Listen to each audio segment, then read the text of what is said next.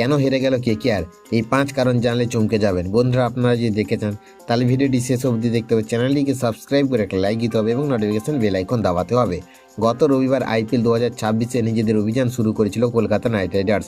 প্রথম ম্যাচে মুম্বাই ইন্ডিয়ান্সের বিরুদ্ধে 6 উইকেটে হারতে হয় তাদের। এই হারের পেছনে রয়েছে কয়েকটি গুরুত্বপূর্ণ কারণ। প্রথমত, বোলিং ব্যর্থতা। পাওয়ার প্লেতে কোনো উইকেট তুলতে পারেনি বোলাররা, উল্টে প্রচুর রান দিয়েছে।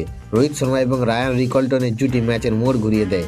দ্বিতীয়ত, ক্যামেরন গ্রিনকে বল না করানো বড় প্রশ্ন তুলেছে। এত দামি অলরাউন্ডার হয়েও তিনি বোলিং করেননি, যা দলের ভারসাম্য প্রভাব ফেলেছে। তৃতীয়ত, গুরুত্বপূর্ণ ক্যাচ মিস।